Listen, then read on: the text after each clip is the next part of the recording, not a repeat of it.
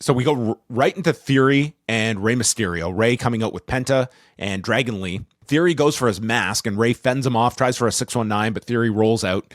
And then there's a seated senton by Rey, and he gets caught and sends Theory into the post, and Rey disappears, and then all of a sudden leaps over the camera operator that we are focused on, Austin, leaps over the cameraman into a seated senton onto Austin Theory. Very cool. Yeah.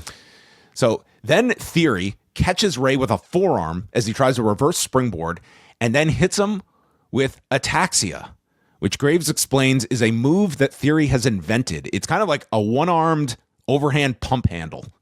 Looks very cool. And he used to do, like, it's his old finish. Oh, was this what he was using pre-WWE? No. Even like while in the WWE. I don't remember. Pre-pressure. Pre-pressure? Yeah. Well, I mean, he wasn't winning too many matches, so maybe. Nobody recognizes the move. Yeah, it's not popular. Okay. Ataxia. Well, Rey ends up on the shoulders of Austin Theory, and they go over the top rope with Rey staying on the shoulders of Austin as they land on the floor, and then he spins to send Austin into the apron, and immediately Rey grabs his knee, and Dragon Lee comes to check on him, and the Vision then get involved. They fight with Lee and Penta, and Rey manages a sliding dropkick to Logan on the floor, and then he's caught in the rope and is hit with the stomp as Theory pins him. And you see Rey just roll to the side of the ring, and he's getting tended to. The referee puts the X up. But at this point, he's like, it looks like he's clutching his arm, because I'm watching this, and I thought like he did something to his knee, because he was like really favoring this knee after that.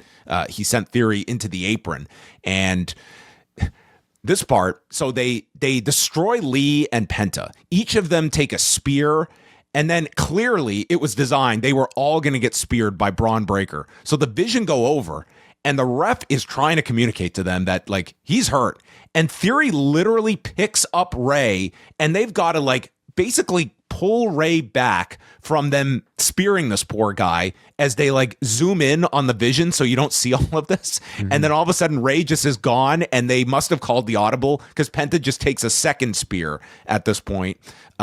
Brian Alvarez has reported Rey was injured, and that's why he was not participating in the post-match beatdown. So I don't know exactly where the injury was, because at first I thought it was the knee, but then when you see this image that Way's got up here on the bottom, like they were never focused on the knee. This looked more like the arm or shoulder or something like that. So remains to be seen like what the injury was, and more importantly, what the extent of the injury is as well.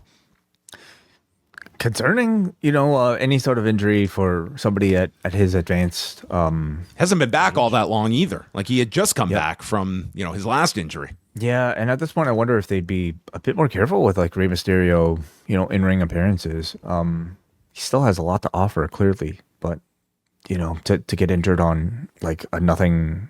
I don't want to say nothing match, but like, a match that didn't necessarily need to have him. I wonder if they'll be a bit more maybe careful with his future appearances, provided he gets cleared later. Yeah. So, I mean,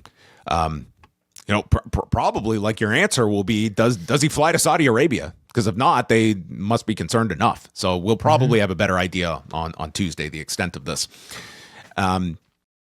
Yeah, so the post-match beatdown, they laid out Lee and Penta, ending with a super spear by Braun onto Penta. January is your month to beat the price increase at the Post Wrestling Cafe. Before our regular tier jumps to $8, you have a chance to lock in the old existing price for all of 2026, but you've got to do it before February 1st.